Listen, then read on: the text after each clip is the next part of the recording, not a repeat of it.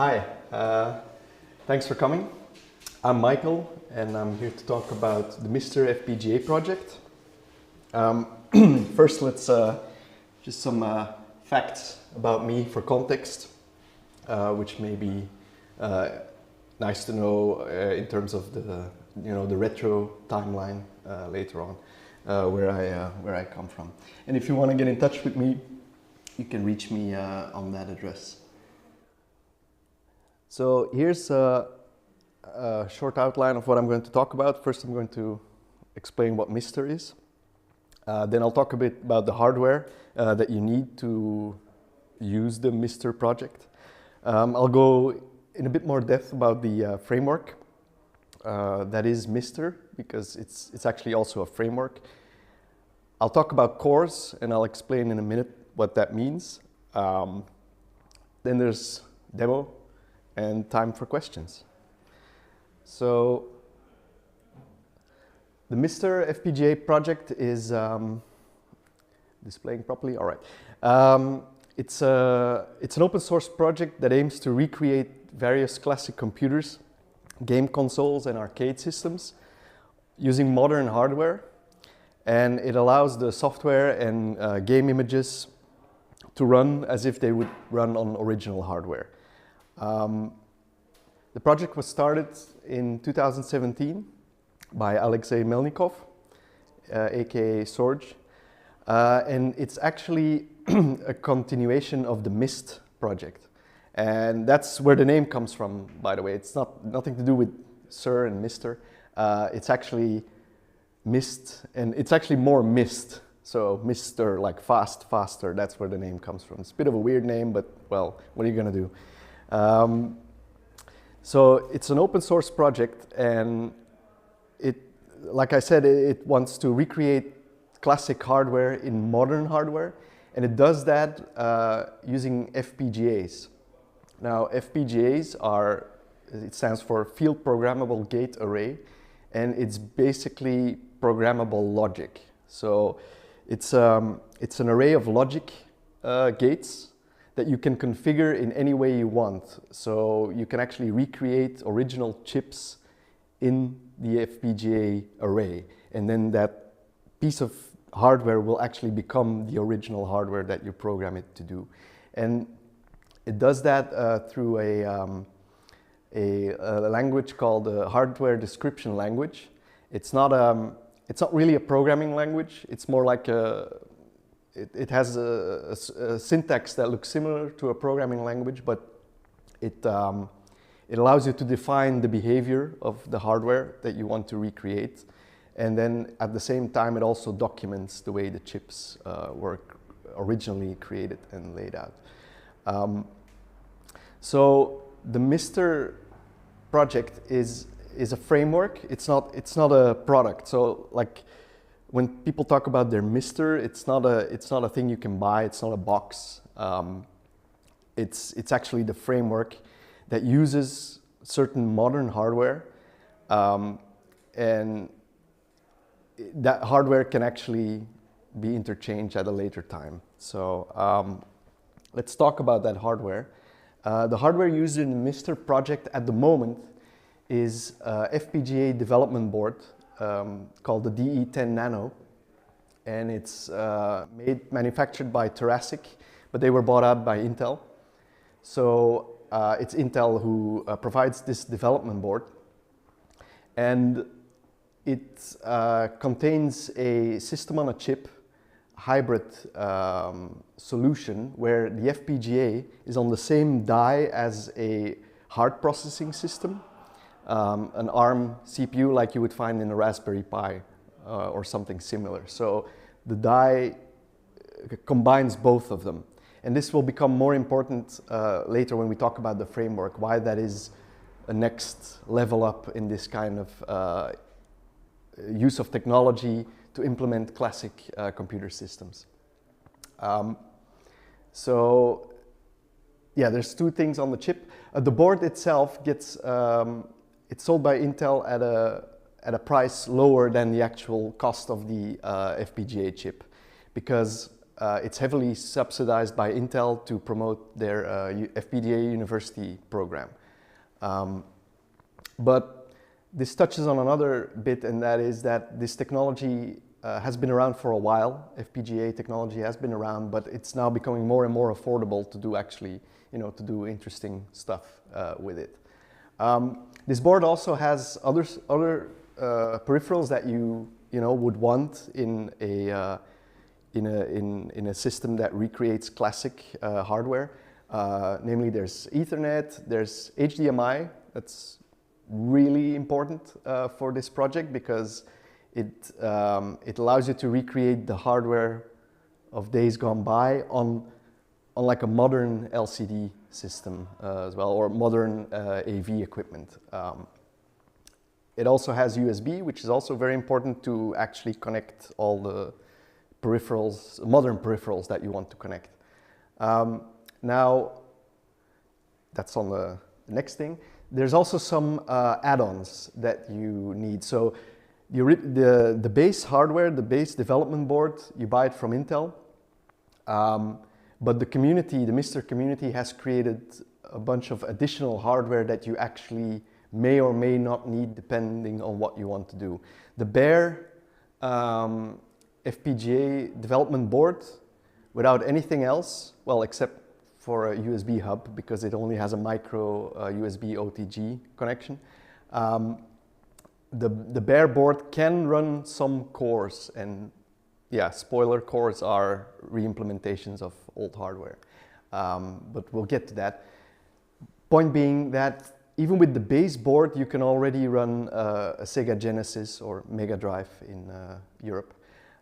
So there are some cores that don't need any extra add-ons. However, SDRAM is probably the most significant add-on you should actually have, because a lot of the cores depend on it. And the reason is the FPGA and the ARM hard processing unit on that die, they share, there's 1 gigabyte of DDR3 RAM on the development board, and the FPGA can use 512 megabytes of that DDR3 RAM.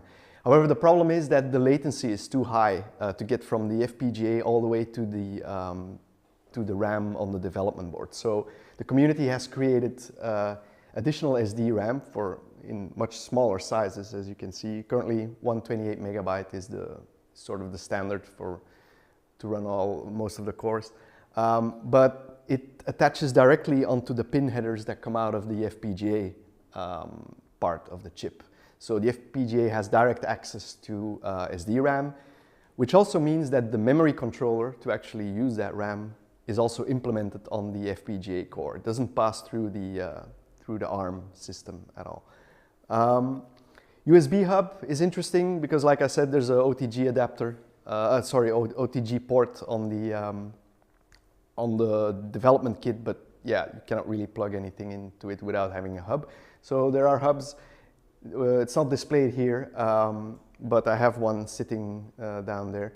And then there's the I/O board that goes on top of the development board. That provides additional I/O, a few buttons that can be used to reset the system.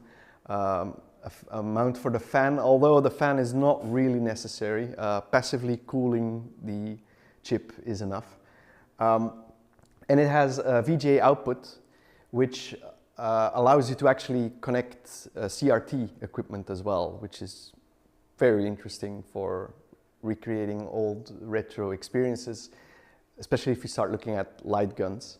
And that brings us to the, there's also case that's, good to have have the thing sort of, protected. And there's also the serial native accessory converter, or SNAC. That's a small converter that fits into this port on the I/O board, which is not a USB 3 port, but it's a USB type connector, USB type A. It allows you to connect these SNAC converters, and they allow you to attach original hardware to the MiSTer. And they feed directly into the FPGA. So it's like connecting your NES controller straight into the NES core. So that input doesn't go through the ARM system and reduces additional latency, however the latency is already extremely low with this setup to begin with. But for the hardcore retro gaming enthusiasts, there's that. And yeah, it also allows you to connect a light gun. If you then combine it with a CRT, you can have fun with that. So a bit about the MiSTer framework itself. It is a framework, so what makes this board so nice is that it's the combination of that ARM CPU with the FPGA, because you can use whatever software runs on the ARM, well, Linux actually runs on it, can program the FPGA directly. So there are, like the MIST project on which this is based. By the way, MIST stands for Amiga and Atari ST. Those were the two systems first implemented. I believe the MIST or earlier projects, they would, not be able to switch easily between cores. And I'll demo that in a second, but the whole power of the MiSTer framework comes from the fact that you can quickly switch whatever core, because the software running on the ARM CPU will program the FPGA on the fly. Because this development board, you can also connect it to your USB of your computer while you're doing all kinds of other FPGA development stuff. So there's a lot more that you can do with this than use it for retro gaming. So the framework provides some essential services like data I/O. So the cores are the retro implementations of retro hardware. They are stored on the SD card, and the SD card is readable only by the ARM, but it then feeds the data it reads into the FPGA core. So it's like the cores get programmed like that, but also the ROM data and the software in when you're talking about classic computers. That's what the VHD is. So the virtual hard drives, they're all on the SD card, and they can be accessed through the framework that MiSTer provides. But yeah, I'll show you what that means in a minute. The framework also helps in getting USB and Bluetooth controller input to the FPGA, because obviously the classic hardware that runs on there doesn't know anything about USB or Bluetooth. So you can still use modern controllers with retro hardware. And configuration management as well. The cores can have different configurations going. For example, Commodore 64 core has several iterations over the years of hardware, like and the SID chip, the sound chip in there there are different types. So you can select which chip it needs to use also through the framework, which uses the Linux side of things to do this thing. The MiSTer framework is completely open source, including all the core definitions and the original hardware. All that VHDL, Verilog, all that hardware description language stuff is all kept open source, which is nice because it helps for preservation. So yeah, cores. Cores are are classic hardware implemented. The project, so Alexei started the project actually mainly focused on arcade boards, because that hardware is getting harder and harder to come by. It's very expensive. There's many different bootleg arcade boards, and yeah, all that stuff is starting to break down as well. So that's why there's a lot of arcade systems already implemented. There's also, this is this week's count, 22 classic consoles are implemented. There's some highlights there, and 47 classic computers.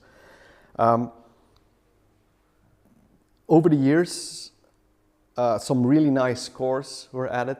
When I got into the project in 2019, the Super Nintendo core was implemented, and it's one of my favorite consoles ever. So that was great to see. I was thinking about buying an analog NT, but then I discovered the MiSTer project, and I thought, there's more here. Um,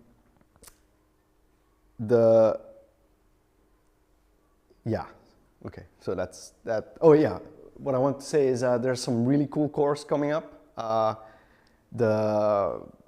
There's the person who made the GBA core, the Game Boy Advance core. He's a German developer, FPGA developer. He's working on the PlayStation core, so probably early next year we'll have a PlayStation implementation on the MiSTer platform. And the Sega Saturn is also in development. And that's probably about the limit that we can have with this hardware in terms of implementation. Okay, when I got into the project, I contributed as well. In 2019, I changed the installation system for a MiSTer. Before, you had to like flash an SD card through some custom software that worked only on Windows. So since then, I made MiSTer Fusion. It's just an image that you download like you would for a Raspberry Pi. It's you burn it onto an SD card and you put it in the D10 Nano board. You let it boot. And what we'll do is we'll copy all the MiSTer stuff to memory, wipe the SD card and format it properly, and then put everything back and then reboot, and then it's never to be seen again.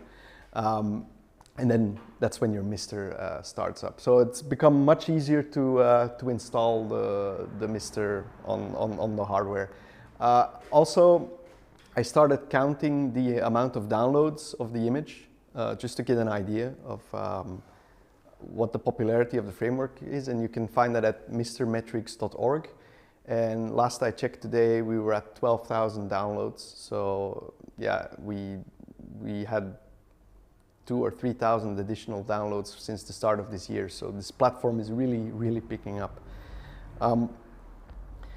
So who is MiSTer for? Well, anyone who's actually interested in retro gaming, retro computing, and who wants to have an accurate representation of the hardware. All right. But also game historians and preservationists, because all the original hardware is being documented and is being kept, much like the MAME project has done over the last decades. The MAME project for arcade especially has been very influential for this project to actually come into existence. And it's also a nice platform for people who are who want to get into FPGA development and play around with it. One cool thing I forgot to mention about the framework is that the framework allows FPGA developers not having to know much about systems programming like C, or they don't have to know much about system administration either, because the framework actually provides an API that the FPGA developers, who are actually more electronics people on a very low level, to use the framework to just implement what they know best. And there's about 20 core people, I think, involved in this project. So enough talk. Let's just show what this is up. Okay. I need to figure out how to connect this for a moment, so we need to switch to VGA. I think we can do that by just unplugging this and then switching this on. Well, it's still searching on the HDMI, so maybe we have to switch the input. By the way, I should No, just yeah, I don't think it matters. I think you just have to select the VGA input. Meantime, I'll get some controllers out.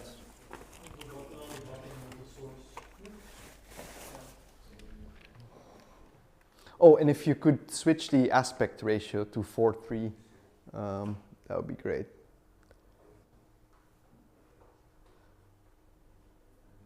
Yeah, that's it. So yeah, I'm using Bluetooth controllers. Not too worried about having the real, controller in there with super low latency, but yeah, it works great. I've been into emulation for a long time, and I tried out a lot of software as well. By the way, if anyone of you is familiar with RetroArch, that's a framework for software emulation. Well, MiSTer is a framework for hardware emulation. They're very similar. RetroArch does all the input-output as well for software emulation. Right, so there we go. Yeah, that looks good. So just to give you an idea, it runs Linux, it boots Linux, but it's like a super stripped down version, and it boots in mere seconds. Well, the VGA is searching for input, but it's really fast. It's like a game console. You can also switch it off like a game console. There's no, you don't have to worry about losing data. That's all taken care of. So is this being the output, where does it come from? Yes, so the output at the moment comes from HDMI. That's the standard output, the standard preferred output, because the big point about the MiSTer project is to have it, you know, work on modern displays, yeah, modern AV systems. There's some sort of shared graphics controller both the Linux and Yeah. FPGA. That's interesting you mentioned that, because the hard processing system, the ARM CPU, has no graphics support built in. So it only has a serial out. And what happens is the bootloader programs the FPGA right at boot with a HDMI graphics card, sort of. I'm not an FPGA developer. I don't know exactly how it works, but I have seen it because I had to build MiSTer Fusion to do the same thing. But yeah, so it loads the graphics card into the FPGA, and then Linux boots, and Linux has a kernel driver that then talks to the hardware. So the thing doesn't do any output. You have to like build your own graphics card before you can actually do anything with it. Then what is this rendering? Is this already the FPGA itself? Or Yes, yes. No, this is the FPGA. Linux is already in the background. It's not. Yeah, this is the FPGA, and the reason it looks so bare bones is because the project does not want to depend on the hardware at the moment. They want to be able to switch easily in 5 years to other hardware, and that could have any kind of configuration. So this is not like a RetroPie setup where you have all your covers and nice collectible flow and whatnot. There's a lot of influx now from people who get interested in the project who are actually asking about that, but yeah, that's not the point. The point is the course, which I will now get into. So here you go. You have this this menu. So let's take a look here. For example, the SNES. So it boots in just in seconds. So now this thing is in fact Super Nintendo. Loading or like? No, this is the Beamer. Yeah. This is the Beamer. Yeah. No, It's what I meant is like. Oh, sorry. It loads something pre-compiled, or it's Yes. building it at the moment? No. It loads a precompiled binary that is on the SD card. So Intel provides a development kit that allows you to have Linux load stuff in the FPGA. So let me check about the audio as well. Let's have a look at Star Fox. This is a notoriously difficult game to emulate in software because it uses additional hardware on the cartridge, the SuperFX chip. So, okay, the thing lost power. That's not the thing, but that's the speaker. There we go.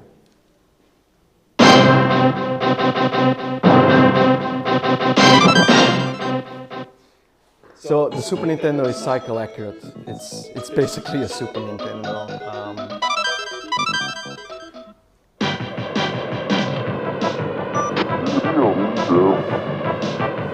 So yeah, this is in software emulation. You need a really beefy CPU to actually emulate this properly without input lag.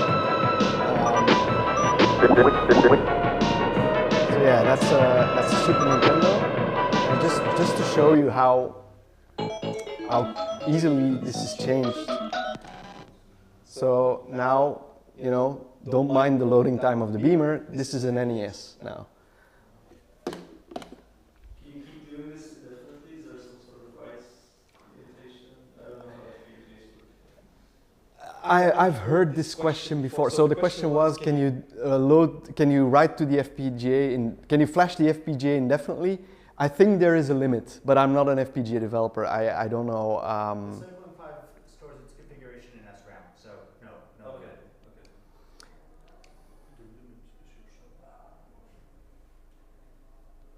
So this is the NES.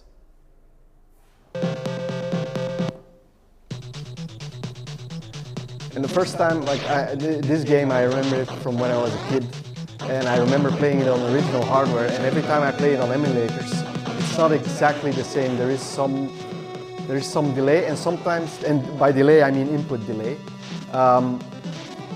Yeah, can't talk and play at the same time. There's some input delay, and the delay is often variable, and that's what makes platformers really annoying, because sometimes button presses don't register if you press like really fast.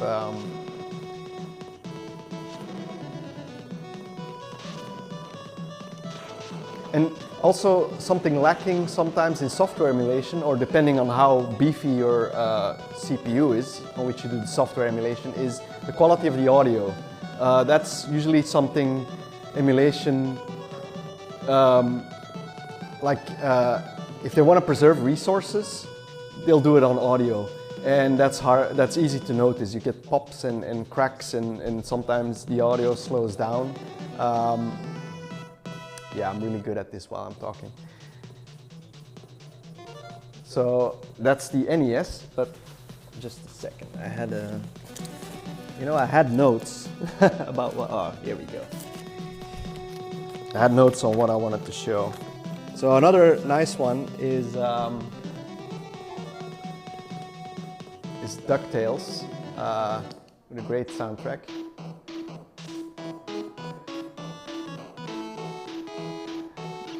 And let's go for easy.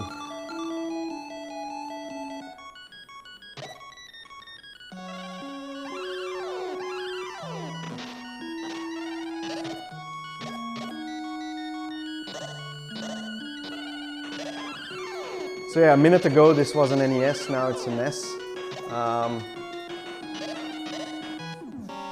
That's great. That's great. So a few other cores I want to show is handheld mobile.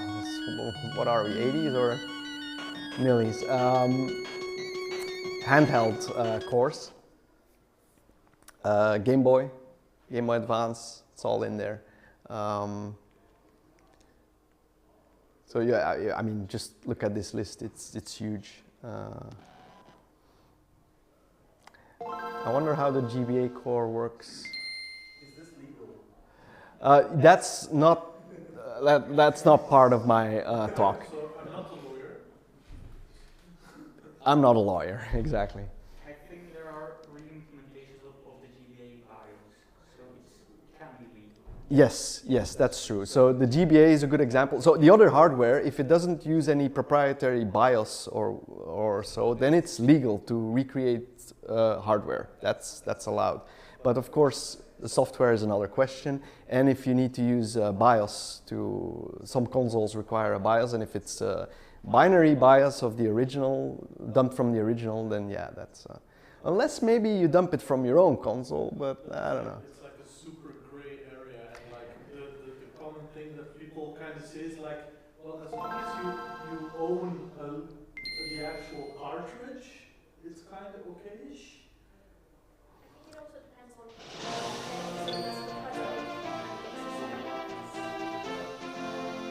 So people were very excited when the GBA core came out, because it's basically another Super Nintendo. It has a huge library, and it's really, no one ever believed that this would be possible to do. But the nice thing about the MiSTer project is that it's a great community, it's open source, and it attracts people who want to join these kind of things. And because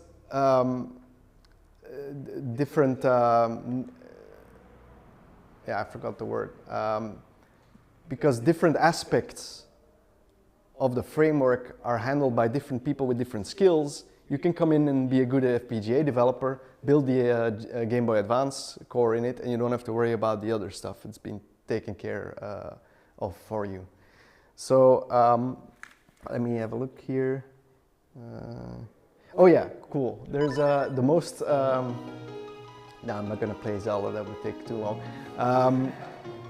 The biggest core at the moment in terms of how much it uses in the FPGA, because the FPGA has 110,000 logic units in it, this particular one. And well, they get used as you get more complex hardware that you're emulating. The core that comes close to the limit is the 486 core, which is exactly what it says. It's a 486 Intel PC implemented in FPGA. However, the floating point part of the 486 is missing, so it's more like a 386 at the moment. 486SX. Yeah, exactly. But yeah, that's here. Again, using a different controller. This is where you would use keyboard and mouse. Yeah, everybody remembers this from the DOS days, where you have to mess around with the memory configuration to get anything to work. Good times. But now you can enjoy it without hardware breaking down. So that's a plus. So, and yes, it runs Doom. So this is a complete 486 PC, so DOS gaming is possible as well. I don't think so, or not, at least not in hardware, I think. But yeah, I could be wrong about this, but that's what people say, like the 486 core is more like a 386 because some parts are missing. And I heard them say floating point is missing. So yeah, this is what I was talking about earlier, the configuration bit. So the MiSTer UI gives you a whole bunch of configuration options, like the volume, and you can change this. But also, especially, well, each core has additional settings. So, for example, the 486 core has these settings, so you can, change all this. A nice thing about the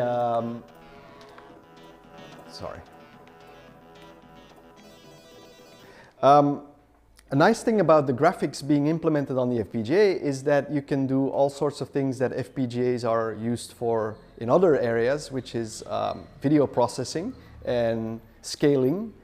And that's nice for this as well, because that makes it work on, modern hardware, but it also makes sure that the scaling is done properly. You can add all kinds of effects like scan lines and LCD effects for the Game Boy Advance core, for example. All that is possible through the FPGA in hardware, so there's no extra resources. There's no resource drain on your emulation experience. Let me see, where are we in terms of time, actually? Okay. All right. I'm going to switch back to this for a second. I don't know if the input will switch to HDMI again.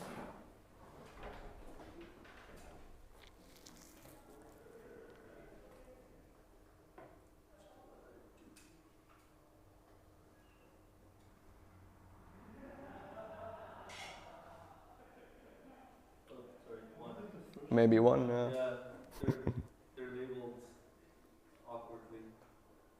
HDMI 1 is labeled HDMI version 2 and the other way around. All right, so in conclusion, if you want to learn more about the project or join the project, you can find the community in these places. Are there questions? More questions? Yes, I'll try to repeat the question. I know that, what's the amount of fidelity that you get to the specific hardware? Because I know back in the day, you had to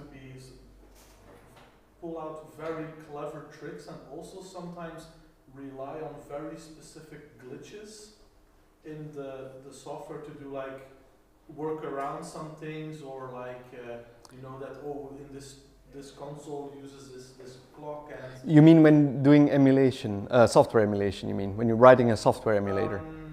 You have to. Actually, with a real console, sometimes right. they abuse certain yes. faults or glitches. Yes. And how is the fidelity? Okay, cool. So the question is, how is the fidelity in these FPGA cores for these classic systems? Because some of the classic system had bugs in them or quirky behavior.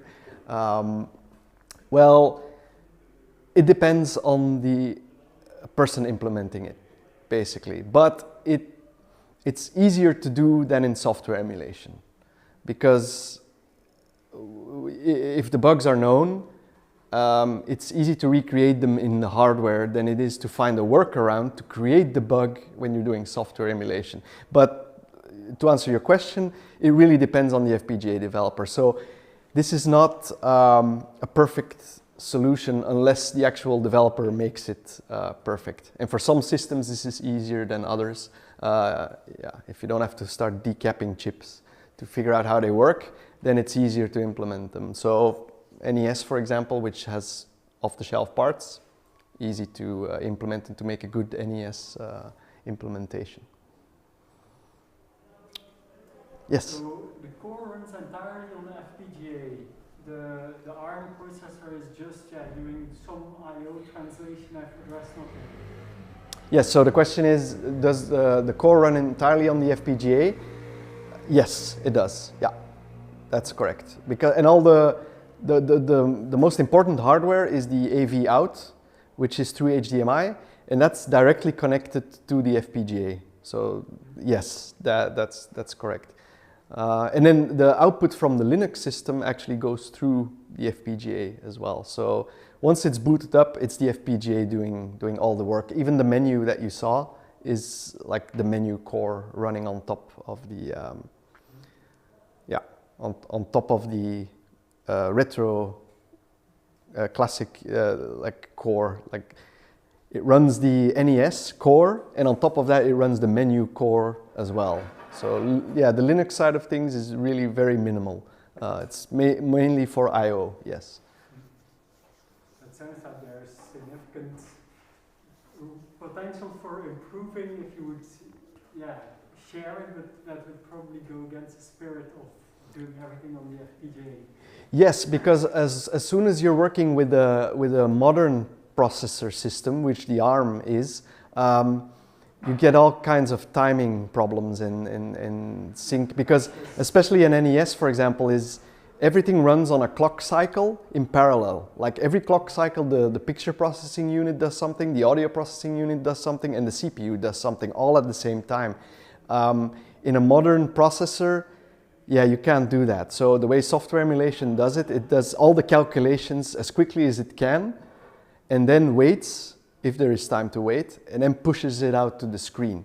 But an NES does, on every clock cycle, it draws another scan line or a few scan lines. I don't know the exact details, but it works completely different. So yes, they want to stay as much in the FPGA area as possible, because that's the whole point. Otherwise, you can use software emulation for the same purpose. Yeah.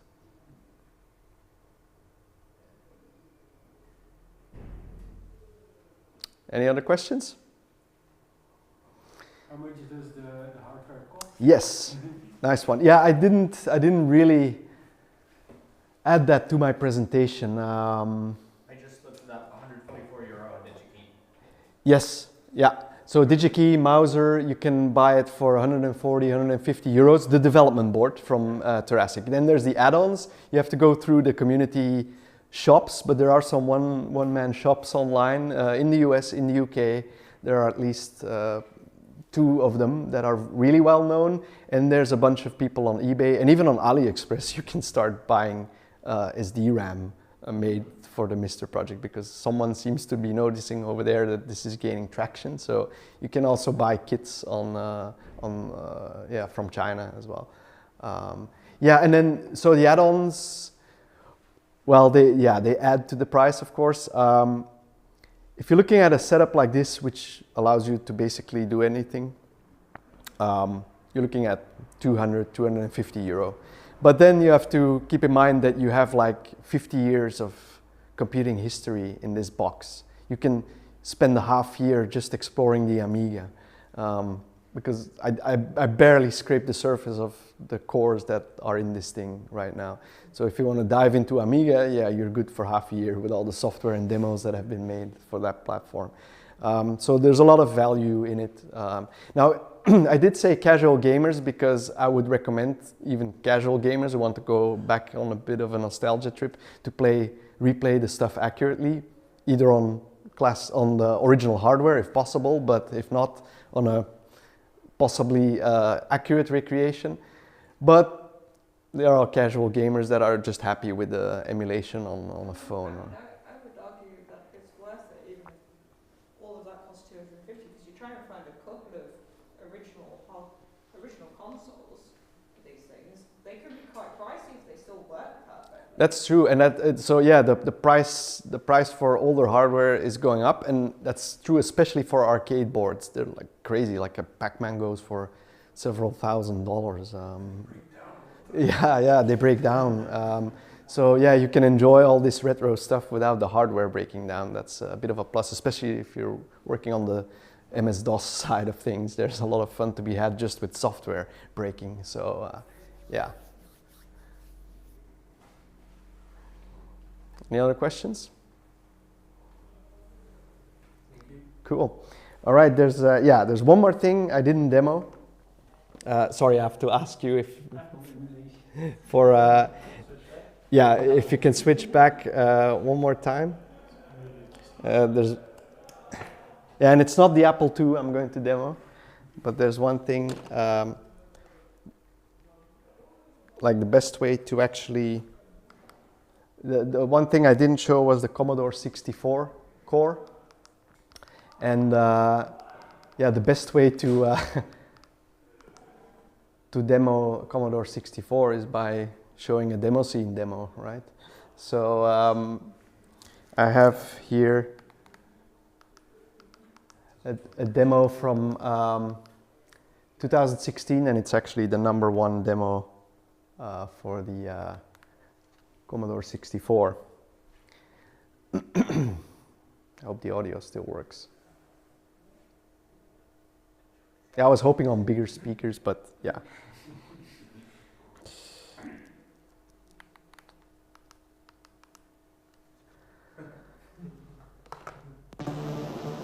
And with that, I thank you.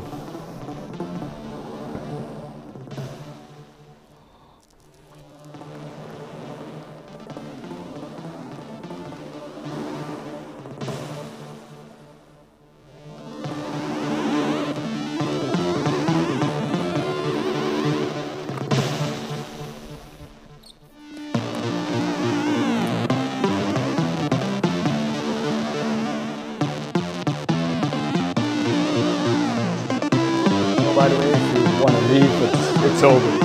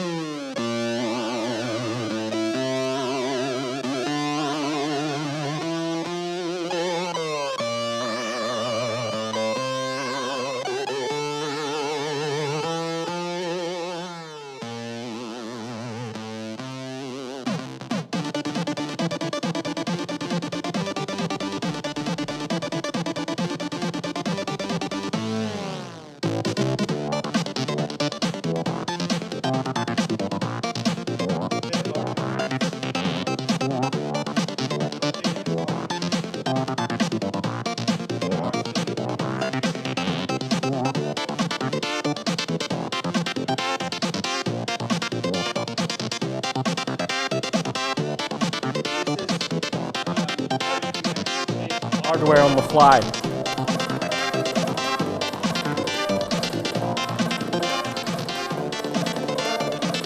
It's not that easy to hear on this speaker, but this one is more dampened. This is the older SID chip. Hard to hear.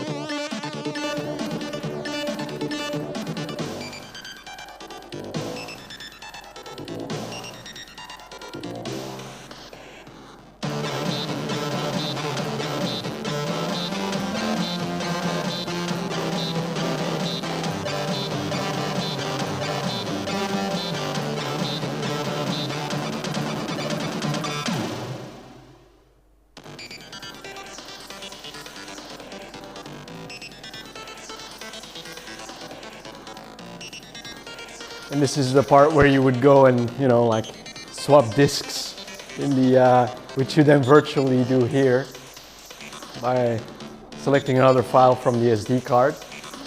And the demo is so well made, it just keeps polling and checking and it continues automatically. So this goes on for another 10 minutes, so if you want to wrap up, we can. Huh? Yeah, yeah, that's very likely.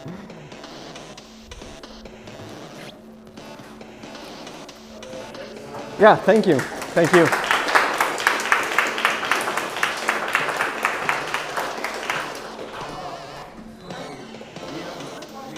Sure. You can come here if you want. If you want to check out the hardware, feel free to.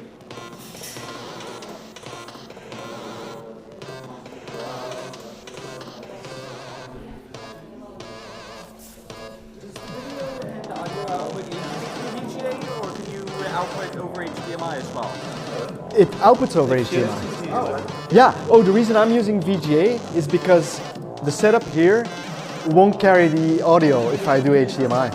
That's the only reason. So I'm using actually, it is doing HDMI out. It's just using this thing. Don't mind the man behind the curtain. Yes. Yeah. So at home I hook it up with HDMI.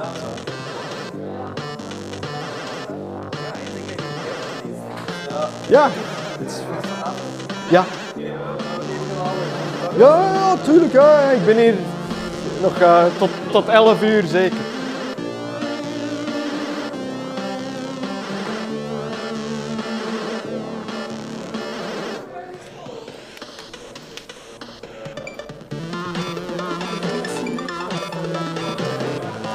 Ja, ik ben te jong nog.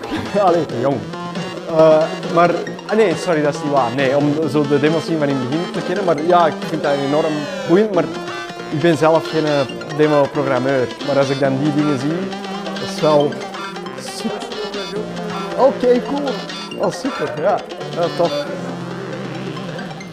Dus misschien kende deze demo. Ja?